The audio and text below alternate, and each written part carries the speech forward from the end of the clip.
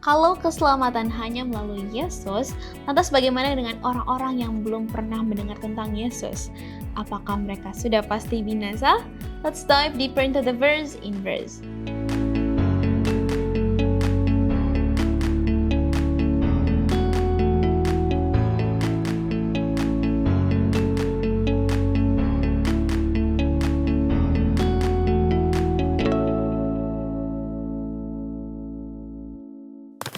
Selamat datang pada diskusi Alkitab Pemuda Inverse, dan tidak terasa kita sudah sampai pada pelajaran terakhir dari seri Apologetika Areopagus. Kami berharap sepanjang seri ini Anda diberkati, dikuatkan, dan juga semakin diperlengkapi ya sebagai orang muda untuk memahami serta menjawab berbagai pertanyaan-pertanyaan tentang iman Anda. Dan jika Anda merasa terberkati dengan seri ini, tolong jangan disimpan sendiri, bagikan kepada teman-teman Anda, bagikan di sosial media Anda juga boleh playlist video sepanjang seri ini, dan juga Anda boleh membagikan ebook Inverse kepada teman-teman yang Anda rasa membutuhkan akses ebook ini. Dan tautan ebook Inverse dapat Anda akses melalui deskripsi video ini. Dan saya sekarang bersama dengan Pendeta Eben dan juga Pendeta Muda Andreas. Shalom semuanya. Shalom. Pendeta Eben boleh pimpin di dalam doa. Oke, mari kita berdoa. Bapa di sorga, berikan kami pengertian yang baik akan firman Tuhan yang akan kami diskusikan bersama, untuk kami boleh memahami, terutama menjadi berkat rohani di dalam kehidupan kami, juga pemirsa yang menyaksikan materi ini. Terima kasih Tuhan, dalam nama Yesus kami berdoa. Amin. Amin. Baik, Pak Pendeta, kita sudah di tantangan apologetika yang terakhir ya? Ya. Oke, dari seri ini dengan judul pengharapan bagi orang non-Kristen. Apa tantangan apologetika yang akan kita bahas panjang pekan ini, Pendeta Andreas? Ya, jadi tantangan kita selama pelajaran ini gitu ya, akan mempelajari bagaimana pekabaran ini dapat didengar bagi orang yang non-Kristen, yang belum mengenal akan Tuhan. Mengapa? Karena pelajaran ini pun juga mengatakan bahwa meskipun ada janji yang diberikan kepada Abraham bahwa akan diberkati semua keturunannya gitu ya, bahkan semua bangsa di bumi pun juga, dan termasuk ya semuanya kita pada saat ini. Tapi dalam kehidupan kita pun juga banyak sekali orang yang memiliki latar belakang iman yang berbeda. Bukan hanya Kristen aja semuanya. Ya, ada juga yang Muslim, juga ada yang Hindu, Buddha, dan lain-lainnya.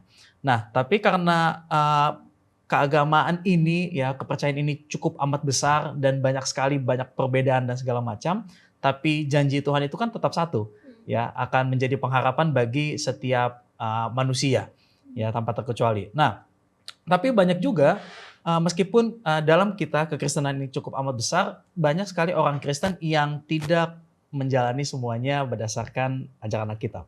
Ya, karena tidak menjalani semuanya berdasarkan apa yang diajarkan oleh Alkitab, maka hanya sedikit sekali orang yang melakukannya. Ya, jadi ini main problemnya kepada kita pada saat ini, kan banyak orang katakan bahwa ladang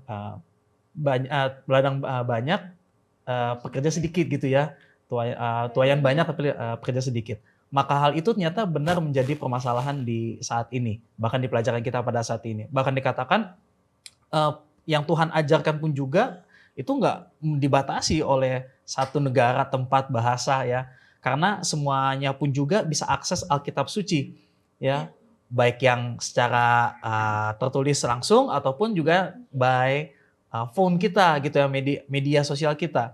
Nah, tapi kita perlu mengetahui bahwa Yesus sendiri adalah Allah yang bekerja kepada setiap manusia, setiap insan. Jadi nggak ada yang terkecuali. Kan kalau masalah sekarang kan milih-milih, ini orang impact-nya ke saya apa ya gitu ya, atau mungkin impact-nya ke gereja kita apa ya, kan banyak permasalahan seperti itu. Tapi kita perlu tahu bahwa Tuhan itu diibaratkan atau digambarkan sebagai misionaris yang sejati. Nah, misionaris yang sejati ini adalah misionaris yang bekerja tanpa kenal waktu. Jadi apa yang dihidupkannya pun juga itu akan digambarkan ya pada saat ini. Mungkin seperti itu. Oke, thank you Pendeta. Dan untuk menjawab pertanyaan ini kita juga boleh lihat kisah yang sangat menarik ya dari Matius 15 ayat 21 sampai 28 tentang seorang perempuan Kanaan. Oke, kita baca Matius 15 ayat 21. Perempuan Kanaan yang percaya. Lalu Yesus pergi dari situ dan menyingkir ke daerah Tirus dan Sidon. Maka datanglah seorang perempuan Kanaan dari daerah itu dan berseru, "Kasihanilah aku ya Tuhan, anak Daud, karena anakku perempuan kerasukan setan dan sangat menderita." Tetapi Yesus sama sekali tidak menjawabnya. Lalu murid-muridnya datang dan meminta kepadanya, "Suruhlah ia pergi, ia mengikuti kita dengan berteriak-teriak." Jawab Yesus, "Aku diutus hanya kepada domba-domba yang hilang dari umat Israel." Tetapi perempuan itu mendekat dan menyembah Dia sambil berkata, "Tuhan, tolonglah aku." Tetapi Yesus menjawab, "Tidak patut mengambil roti yang disediakan bagi anak-anak dan melemparkannya kepada anjing." Kata perempuan itu, "Benar Tuhan," namun anjing itu makan remah-remah yang jatuh dari meja tuannya. Maka Yesus menjawab dan berkata kepadanya, "Hai ibu, besar imanmu, maka jadilah kepadamu seperti yang kau kehendaki." Dan seketika itu juga anaknya sembuh. Oke. Pak Pendeta, apa Ya. konteks atau latar belakang dari perempuan Kanaan ini sehingga murid-murid ini ingin mengusir perempuan ini, Pendeta? Ya, jadi ini adalah seorang wanita Kanaan, tadi disebutkan, atau terjemahan lain disebut dengan wanita Siro-Fenisia dari Yunani. Dia bukan orang Yahudi, sehingga pada waktu itu sebuah pemahaman yang juga mempengaruhi sedikit banyaknya murid-murid bahwa keselamatan itu bagi mereka eksklusif hanya untuk orang-orang Yahudi saja. Jadi ketika ada orang-orang non-Yahudi datang mendekat kepada Yesus, seolah-olah bagi banyak orang, termasuk tadi mempengaruhi murid-murid, bahwa ini adalah orang yang tidak layak untuk diselamatkan. Jadi ini bangsa-bangsa yang boleh kita katakan belum mengenal Tuhan dengan baik, belum percaya kepada Tuhan, jalan keselamatan itu sendiri. Makanya tadi di tantangan apologetiknya tadi, bagaimana dengan orang-orang yang belum terjangkau, yang belum pernah mendengar akan kabar baik dan keselamatan ini, seperti wanita Siro-Fenisia ini atau wanita Kanaan ini. Ini latar belakang. Oke, dan di ayat 24 tadi Yesus berkata, ini menarik ya, soalnya aku diutus hanya kepada domba-domba yang hilang dari umat Israel gitu. Belakangan ini soalnya di media sosial tuh banyak diskusi tentang bagaimana agama sering memberi label kepada orang yang di luar kelompoknya gitu. Ketika Yesus berkata ia diutus kepada domba-domba yang hilang dari umat Israel, apakah itu berarti Tuhan hanya peduli kepada satu kelompok aja? Apa makna dari domba-domba yang hilang di zaman ini? Iya, jadi makna daripada domba-domba yang hilang, kalau misalnya kita melihat dari bacaan kita, Matius 15 ayat yang ke-21 sampai 28, itu menjelaskan bahwa domba-domba yang hilang itu adalah ya setiap orang yang jauh daripada Tuhan gitu ya. Yang menjelaskan bahwa ternyata orang-orang yang jauh daripada Tuhan pun juga banyak juga di zaman ini. Bukan hanya digambarkan pada saat Yesus bersama dengan murid-murid ya pada saat itu. Dan itu juga dijelaskan kepada kita bahwa ternyata Tuhan pun juga peduli kepada semua kalangan gitu ya. Tidak terkecuali bahwa bagi setiap, kan orang, Tuhan itu kan datang untuk mencari yang hilang kan, bukan mencari yang sudah di dalam kebenaran itu gitu. Karena kalau yang dalam kebenaran tugas kita yang mencari lagi siapa yang hilang. Nah, maka daripada itu makna domba-domba yang hilang di zaman ini adalah bagi setiap orang ya yang belum bahkan mencari akan kebenaran itu ya, maka domba-domba yang hilang inilah yang harus kita raih gitu ya, yang harus kita gapai, karena bagaimanapun sama seperti pelajaran kita bahwa pada saat kita menjangkau mereka meskipun hanya sedikit gitu ya, meskipun hanya sedikit, itulah yang akan menjadi satu patokan bagi mereka untuk membawa mereka kepada terang yang besar itu, yaitu Yesus sendiri. Oke. Berarti kalau misalnya domba-domba yang hilang dari umat Israel, berarti apakah memang dari umat Israel aja, atau kan kalau tadi kan perempuan ini dari Yunani ya? Orang Yunani. Nah, berarti perempuan ini nggak termasuk golongan yang Yesus bilang dong, domba-domba yang hilang dari umat Israel. Nah, itu gimana Pendeta? Ya, jadi sebenarnya konsepnya bahwa Tuhan sebenarnya ingin menyelamatkan semua orang, segala suku, bangsa, bahasa, dan lain sebagainya. Tetapi sikap awal Yesus yang dia tunjukkan kepada wanita Kanaan ini adalah bentuk sebuah ujian iman untuk membuktikan betapa luar biasanya iman ibu ini, sekaligus menunjukkan kepada murid-muridnya, kepada orang banyak, bahwa inilah iman yang sejati, iman yang kuat, yang tangguh, tidak mudah putus asa, tidak menyerah, tidak gampang marah, sekalipun begitu menyakitkan sebenarnya jawaban Yesus di awal ini ya, bahwa seolah-olah saya bukan untuk kamu, kamu ini bukan orang Yahudi. Bahkan nanti kalau kita baca ayat-ayat berikutnya itu remah-remahnya pun, sisa-sisanya pun tidak apa-apa kata wanita ini. Jadi ini sebenarnya belum komplit ini sikap Yesus. Karena ini bentuk sebuah ujian iman kepada wanita ini, sekaligus mau menyatakan betapa luar biasanya iman wanita ini. Bukan maksud Yesus bahwa dia hanya menyelamatkan orang Yahudi yang sudah hilang. Bukan. Yesus mau menyelamatkan semua suku, bangsa, bahasa. Dari manapun, siapapun. Tapi dalam konteks ini, dia mau menunjukkan iman ibu Kanaan ini yang luar biasa. Dan tentunya keselamatan juga untuk itu. Untuk ibu ini. Ada juga nanti wanita Samaria yang kita ketemu dengan Yesus dan lain sebagainya. Jadi dalam catatan Yesus, dia tidak hanya menyelamatkan orang Yahudi, menyelamatkan semua orang. Tapi dalam konteks ini betapa dia mau menunjukkan iman yang luar biasa dari seorang ibu Kanaan ini. Oke, berarti tadi yang terus jelaskan iya gitu ya, ternyata. Soalnya orang-orang sering baca sampai situ doang, kayak oh ya langsung judge, oh ya Yesus semua aja hanya peduli pada satu kelompok gitu. Tapi padahal ada konteksnya ya. Oke, walaupun tadi ditolak ya dengan kata-kata penolakan tersebut, kita melihat bahwa perempuan ini tidak menyerah dan Yesus akhirnya berkata dalam ayat 28, "Hai ibu, besar imanmu." Apa pelajaran besar tentang keselamatan dan misi Tuhan yang kita bisa lihat dari kisah ini, Pendeta? Ya, itulah tadi cerita berikutnya ya, bahwa keselamatan juga untuk ibu Kanaan ini. Jadi ketika Yesus berkata, "Hai ibu, besar imanmu," itu artinya iman ibu yang luar biasa ini itu menyelamatkan dia. Jadi keselamatan juga untuk orang yang di luar non Yahudi ataupun yang bukan orang Israel. Tapi tentu aplikasi yang lain dari kisah ibu ini banyak kali pelajaran yang kita bisa dapat. Teman-teman orang muda, jangan kita mudah ngambek, marah, merajuk, walaupun mungkin situasi tidak seperti yang kita harapkan ya. Ibu ini kan tidak mudah marah dia, tidak merajuk ya bahasanya, ngambek ya.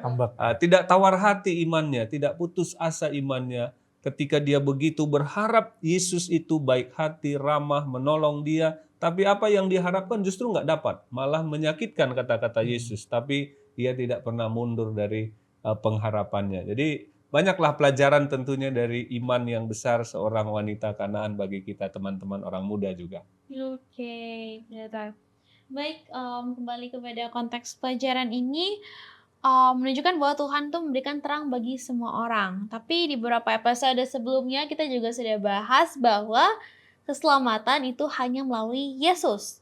Nah, lalu muncul pertanyaan besar. Yang pertama, bagaimana orang-orang yang tidak pernah mendengar tentang Yesus sama sekali? Apakah otomatis mereka jadi binasa? Dan yang kedua, menurut Alkitab dengan cara apa kita bisa menjangkau orang-orang yang belum pernah mendengar Injil? Oke. Ini bagi dua nih, yang pertama, maka apakah langsung binasa orang yang nggak terima gitu ya? Maka kita perlu tahu bahwa pada saat hari-hari terakhir Yesus pun mati di kayu salib pun juga, itu kan dia menebus untuk semua manusia ya, tanpa terkecuali. Ya, bahkan di dalam semua prosesnya itu pun juga semua orang melihat. Bukan hanya orang Yahudi aja ataupun orang Israel yang kumpul di situ, enggak, semua orang melihat. Bahkan di dalam pengorbanannya pun itu juga itu diperlihatkan bahwa ini loh akibatnya jika orang yang menolak akan ataupun jatuh menolak akan keselamatan itu, ya ini loh ada akibatnya gitu. Meskipun bukan menakuti kayak pelajaran kita sebelumnya, bukan menakuti, tidak, tapi ini loh hal yang ditawarkan oleh Yesus pada kita bahwa bagi setiap orang ya, bahkan kalau dalam tadi pertanyaan tadi bahwa sebanyak apapun yang kita tahu gitu ya. Ini sebenarnya jadi satu pemikiran juga ya. Sebanyak apapun yang kita tahu, kedudukan kita pun juga di hadapan Tuhan itu tidak bergantung seberapa banyak yang terang yang sudah kita terima. Jadi seberapa banyak pun yang kita tahu dari firman Tuhan pada saat ini, itu bukan menjadi akhirnya tolak ukurnya kita, bukan jadi tolak ukurnya kita, misalnya bukan menjadi bagi kita kalau misalnya kayak saya tahu nih saat ini yang nggak boleh seperti ini, aduh padahal udah pernah saya buat nih, saya pengen buat lagi tapi gimana gitu, jadi khawatir. Jadi sedikitnya itu bukan jadi tolak ukurnya orang tersebut, maka lebih baik kita mengetahui semuanya dengan benar gitu ya, tidak ada yang tertutup. Tapi bagi orang lain pun juga yang di luar daripada kita pada saat ini, yang hanya mengetahui sedikit saja, tapi itu sudah mengarah kepada Kristus, maka itu pun juga menjadi satu keselamatan bagi mereka. Karena kan katakan untuk semua orang, maka Tuhan pun juga tidak akan menghukum siapapun bagi mereka di dalam penghakiman karena mereka dengan tulus mempercayai satu kesalahan. Jadi meskipun contohnya mereka dalam agama yang salah, contohnya ya Pak Pendeta, betul ya, agama yang salah, tapi mereka ada dalam kehidupan mereka, dalam kebiasaan mereka itu menghidupkan daripada Kristus sendiri, maka itu menjadi satu keselamatan bagi mereka. Ya, jadi betul sekali ya. Mungkin ada banyak orang hidup dan berada di tempat-tempat yang tidak terjangkau, bahkan sampai akhir kehidupannya. Bagaimana Yesus menjangkau mereka? Jangan lupa, setiap orang Tuhan sudah tanamkan prinsip-prinsip kebenaran di hati setiap orang. Jadi walaupun orang itu belum mengenal Tuhan, siapa itu Yesus, apalagi hari Sabat dan lain sebagainya, tapi di setiap hati kecil seseorang ada ruang di mana di situ Tuhan bekerja. Saya pernah dengar ada kelompok yang begitu ortodoks di satu suku bangsa kita.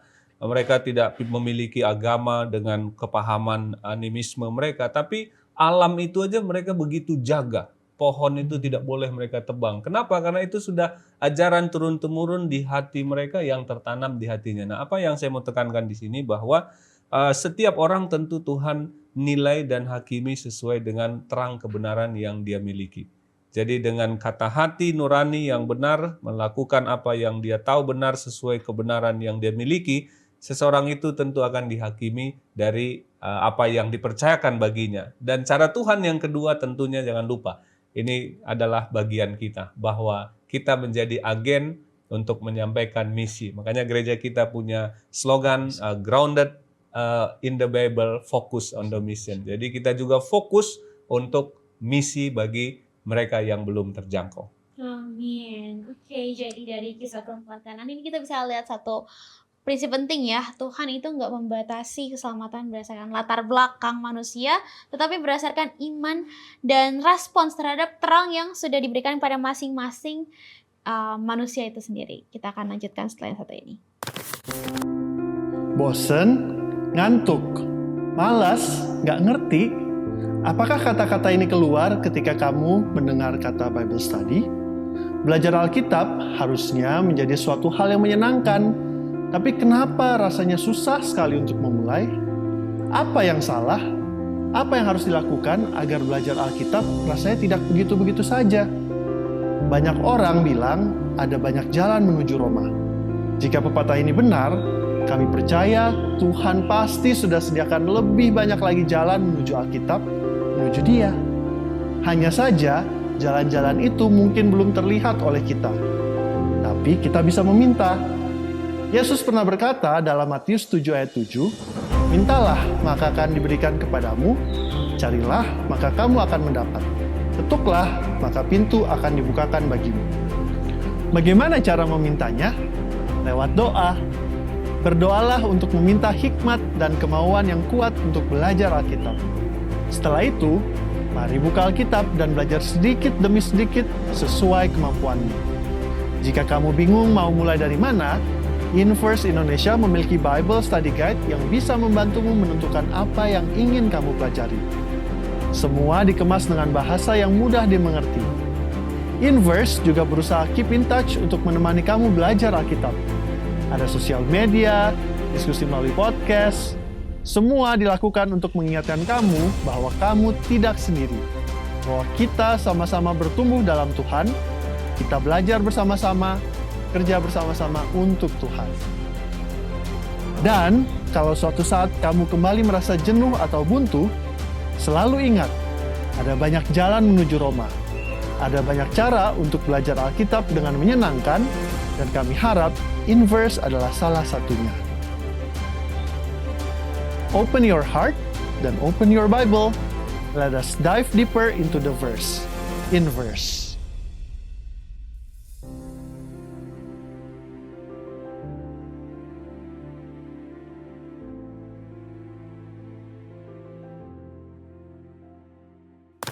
Terima kasih sahabat Inverse untuk tetap bersama-sama dengan kami. Kita akan lanjutkan dengan sisi yang lebih praktis.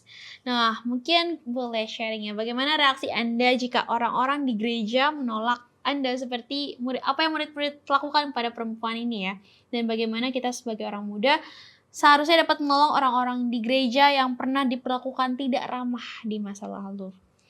Ya, kalau misalnya ditanya gimana reaksinya, kalau ditolak ya pasti kecewa pasti. Awal mulanya kalau kita di posisi daripada wanita tersebut. Tapi bagaimana kita dapat menjangkau kepada orang itu tersebut, ya kita kasih pemahaman kepada orang-orang muda bahwa ya kita ini ada untuk dikumpulkan di dalam Tuhan gitu. Bahkan kalau bisa orang-orang yang terpinggirkan, kalau bisa kita katakan orang yang terpinggirkan ini, ya kalau bisa ya rangkul mereka.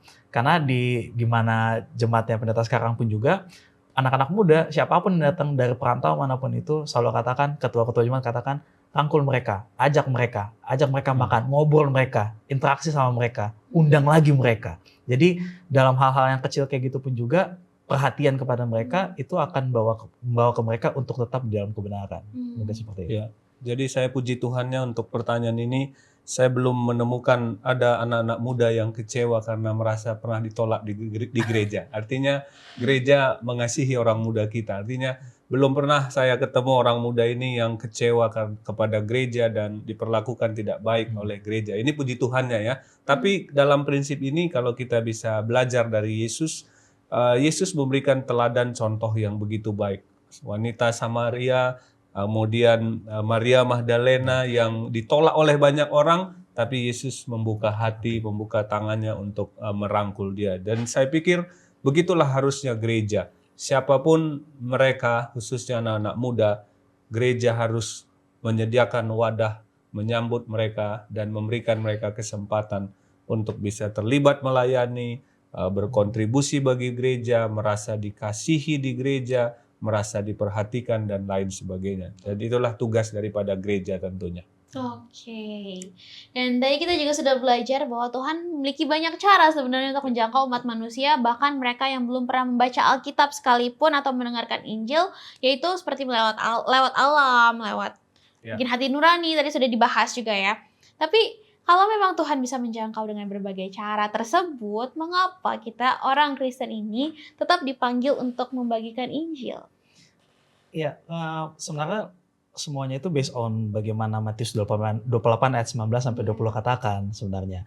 Tapi itulah yang menjadi landasan bahwa selain daripada kita membawa mereka kepada kebenaran, kasih pengajaran kepada mereka, bawa mereka, nah tapi tetap mendidik mereka juga. Nah hal ini pun juga yang menjadikan kepada kita sebagai umat-umat Kristen, terlebih khusus sebagai orang-orang muda ya, bahwa tugas kita lah yang akan meneruskan akan terang Injil ini. Karena kalau bisa kita suruh orang tua kita lagi, mungkin udah bukan masanya lagi mereka gitu ya, karena terbatas daripada kekuatan mereka, waktu mereka ya, mungkin gak bisa lagi ke pelosok-pelosok ya. Kita yang sebagai orang muda masih punya tenaga banyak, maka kita pun juga yang dipanggil untuk mengabarkan semuanya ini. Karena selagi ada tenaga, selagi ada kekuatan pun juga, ya gunakanlah semua itu dengan maksimal. Ya, jadi betul sekali Tuhan bisa menjangkau orang dengan berbagai cara. Dengan batu-batu berbicara dan alam mimpi dan lain sebagainya. Tapi jangan lupa, ketika orang-orang muda Tuhan panggil untuk menjadi saksinya, maka Tuhan mau melakukan sesuatu melalui kita untuk orang lain. Jadi ketika kita melayani, bersaksi, bukan melakukan sesuatu untuk Tuhan, tapi Tuhan melakukan sesuatu melalui kita. Nah, dalam hal ini jangan lupa teman-teman orang muda, kita tidak akan pernah bertumbuh dengan baik dalam kerohanian jika kita tidak mau menjadi saksi dan menyaksikan iman kita bagi orang lain. Jadi artinya apa? Keuntungan yang pertama ketika kita melayani, bersaksi, dan menyampaikan iman kita itu bukan untuk orang lain, tapi untuk diri kita. Di mana iman kita dikuatkan, karakter kita dimurnikan, dan hidup kita dituntun untuk menyerupai dan hidup seperti Yesus Kristus. Itu poinnya. Jadi bukan untuk orang lain saja keuntungannya ketika kita bersaksi, tapi justru keuntungan yang pertama adalah untuk diri kita yang terlibat untuk bersaksi itu. Amin. Ini harus jadi catatan penting untuk kita yang malas bersaksi, apalagi kalau jangan kan saksi ke orang lain, bersaksi di kelompok sekolah sahabat aja. Ayo ada yang bersaksi? Nggak ada. Sulit ya, kita harus semakin boleh belajar ya dari pelajaran Inverse ini ya teman-teman ya. Dan last question, apakah mungkin ada kesaksian tentang bagaimana Tuhan boleh menjangkau orang-orang yang memiliki akses terbatas terhadap firman Tuhan, misalnya melalui mimpi, peristiwa alam, dan lain-lain sesuai dengan pelajaran kita? Iya, mungkin ada beberapa pengalaman gitu ya, bagaimana kita, apalagi orang-orang gitu ya yang datang kepada Tuhan, terlebih khusus caranya kita untuk dapat membagikan, apalagi orang-orang yang daripada pengalaman mereka, terlebih aku juga pernah di Kalimantan, merasakan bahwa orang ini terpanggil karena dia dalam mimpinya ada lihat terang cahaya gitu ya, dan dia dibawalah ke gereja kita gitu loh, ke gereja kita. Meskipun pada awalnya datang melihat orang kok pelengap-pelongo gitu ya, lingkap-lingkup gitu ya, kayak nggak tahu apa-apa. Bahkan ya kita undang lah segala macam, dan akhirnya dia memahami bahwa meskipun hanya terbatas, karena kan Kalimantan banyak kan hutannya gitu ya, dan mereka pun juga aksesnya pun juga ya nggak ada kayak angkot kita sekarang ini, ya jalan gitu ya istilahnya, jalan. Tapi ternyata meskipun terbatas pun juga Tuhan tetap kasih jalan dalam hal keterbatasan itu. Nah, dalam keterbatasan itulah peristiwa tersebut juga yang menyadarkan bagi saya pribadi dan juga bagi anggota-anggota jemaat bahwa ternyata misi kita itu menjangkau orang-orang yang belum kenal gitu. Jadi karena menjangkau orang-orang yang belum kenal, akhirnya bukan hanya diselamatkan, dan pada saat itu pun juga keluarganya pun juga diselamatkan. Jadi itu yang prosesnya meskipun kelihatannya minim sekali, tapi kita nggak bisa lihat di belakangnya, padahal sebenarnya itu membawa kepada hal yang lebih besar. Iya, jadi betul. Jadi beberapa cerita yang sering kita dengar itu seperti tadi ya, orang bermimpi seperti dapat sebuah bisikan dalam kehidupannya, walaupun sebenarnya tidak semua juga mimpi menuntun kita kepada Kristus. Itu juga perlu kita hati-hati. Tapi itu beberapa cerita saya pernah dengar. Ada juga dulu ketua jemaat saya pun pernah bersaksi, dia jadi orang Kristen itu karena lihat salib, kemudian di salib itu terang, ada jalan satu lagi gelap. Dari situlah dia katanya akhirnya masuk gereja sampai sekarang dengan anak-anaknya. Tapi di sisi lain di dunia modern sekarang ini ada cara Tuhan juga yang Tuhan pakai, dan beberapa kali ini kesaksian saya dengar dan saya ketemu orangnya, saya layani, menemukan kebenaran ini melalui media. Jadi ada satu kali seorang ibu ketika dia cari sesuatu di internet itu, akhirnya dia dituntun ke dalam gereja. Dan dia dibaptiskan di gereja Advent, sampai sekarang dia menjadi tokoh yang setia. Waktu saya di pelayanan komunikasi, saya juga pernah rekam dia punya kesaksian. Jadi bagaimana dia menemukan kebenaran dengan apa yang ada sekarang, bisa Tuhan gunakan. Dan yang terakhir ini saya ingat cerita yang ditulis oleh pendeta Kuntaraf, kalau saya tidak salah, di satu bukunya. Seorang ateis yang dipenjara, kemudian dikasih satu Alkitab, kemudian dia gunakan lembar Alkitab itu jadi bungkus rokok. Jadi satu kali dia baca cerita Yesus menunggangi keledai yang muda. Dan dari situ katanya dia bertobat karena dia pikir kalau ini orang biasa, tidak mungkin keledai muda ini bisa ditunggangi. Jadi ada cara-cara yang aneh mungkin Tuhan bisa pakai untuk menyelamatkan orang. Jadi maksud saya berbagai cara Tuhan pakai. Termasuk tentunya yang juga tidak kalah pentingnya adalah ketika kita terlibat untuk menjadi sarana menjangkau mereka. Seperti itu. Amin. Puji Tuhan, kita sudah sampai pada penghujung diskusi. Silakan masing-masing panelis boleh memberikan satu closing statement.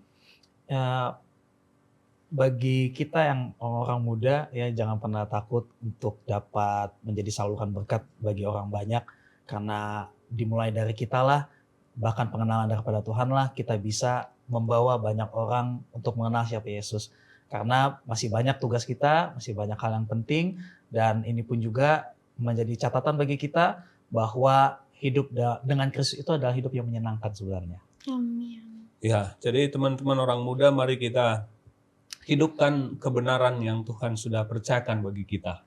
Karena Tuhan akan menilai, menghakimi seseorang berdasarkan terang kebenaran yang dia percayakan. Dan yang kedua, jangan lupa bahwa kita adalah menjadi alat yang Tuhan mau pakai untuk menjadi berkat bagi orang lain, membawa orang-orang lain kepada Kristus. Amin. Pendeta Andres boleh ikut dalam doa. Mari kita bersatu dalam doa. Ya Tuhan Allah, Bapa kami yang bertata dalam kerajaan surga, kami bersyukur dan berterima kasih untuk segala penyertaan Tuhan dalam pembahasan inverse di pelajaran yang ke-13 ini. Bagaimana kami dapat disadarkan kembali bahwa menjadi satu tugas penting bagi kami untuk membawakan Injil kepada setiap orang-orang di sekitar kami. Kami yakin dan percaya Engkau akan menuntun kami, menguatkan kami, bahkan meneguhkan iman kerohanian kami, agar kami senantiasa tetap bergembira, tetap bersukacita dalam pelayanan bersama-sama dengan Tuhan. Pakailah seluruh orang muda sesuai dengan rencana Tuhan, karena kami yakin dan percaya Tuhan akan sediakan jalan yang terbaik bagi masing-masing kami. Inilah seluruh pembelajaran kami pada saat ini. Biarlah kami dapat mengerti dengan baik, karena kami alaskan doa ini dalam nama Tuhan Yesus kami berdoa. Amin. Amin. Terima kasih untuk seluruh panelis dan terima kasih untuk seluruh sahabat Inverse yang telah menyaksikan episode terakhir pada seri ini. Sampai bertemu pada episode berikutnya di seri yang baru, yaitu dengan judul Bertumbuh dalam Hubungan dengan Tuhan. Tuhan Yesus memberkati, and remember to let's dive deeper into the verse. Inverse. Bye.